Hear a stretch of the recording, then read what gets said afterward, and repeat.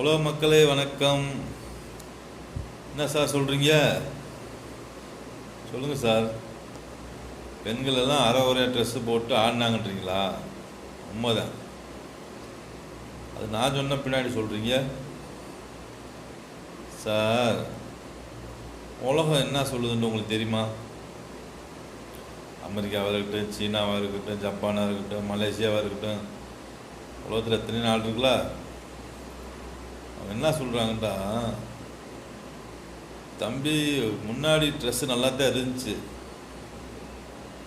போ போ போ அப்படி ஆகி போச்சு. சரிங்களா? இதுக்கெல்லாம் காரணம் யாருண்டா? உலகத்தில் இருக்க பிரதமர், முதலமைச்சர் தான் காரணம். மக்களை கண்டுக்கிறவே இல்லை. இவங்க சோத்துக்காகவும் சாராயத்துக்காகவும் தான் வாழ்ந்துருக்காங்க. மற்றது இவங்களுக்கு எதுவுமே தெரியாதுன்னு சொல்லுது. யார்? உலகம், டோட்டல் வேர்ல்டு சொல்லுது. தப்பு யார் மேலே? பிரதமர் மேலே, முதலமைச்சர் மேலே சொல்லுது. இதானே உண்மை. மக்களுக்கு எப்படி ட்ரெஸ்ஸு வந்துச்சு சொல்லுங்கள். அங்கே லாக் பண்ணிட்டா பெண்கள் அவங்களா ட்ரெஸ்ஸு செஞ்சு போடுவாங்களா? சொல்லுங்கள் சார்.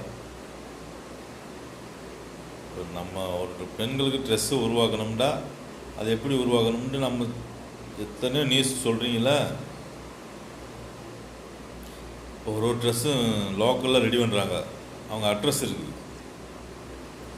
எல்லா பேர் போட்டு தானே யூஸ் பண்ணுறாங்க.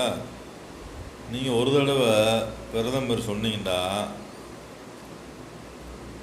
கவர்ச்சியான ட்ரெஸ்ஸை யாரும் உருவாக்க மாட்டாங்க. எந்த டெய்லராக இருந்தாலும் சரி உருவாக்குவாங்களா? அப்போ நீங்கள் மக்களை பற்றி யோசிக்கவே இல்லை, சிந்திக்கவே இல்லை. இதைத்தான் சொல்லுது உலகம், டோட்டல் வேர்ல்டு சொல்லுது. தப்பு யார் மேலே? வெக்கம் இல்லாமல் பெண்கள் மேலே பழிய தூக்கி போடுறீங்க. மக்களை பற்றி நீங்கள் கொஞ்சம் கூட சிந்திக்கவே இல்லையே. நானும் மக்களோட தான் கத்திக்கிருந்தேன். எனக்கு பேசுறதுக்கு வாய்ப்பு கிடைச்சிருக்கு. மற்ற மக்களுக்கு பேசுறதுக்கு வாய்ப்பு கிடைக்கல. அவங்க என்ன மாதிரிலாம் பொறுமையாக இருக்க மாட்டாங்க சார். ரொம்ப வெறித்தனமாக இருக்காங்க. சிக்கனை புழிஞ்சு விடுவாங்க. அவ்வளோ வெறியில் இருக்காங்க.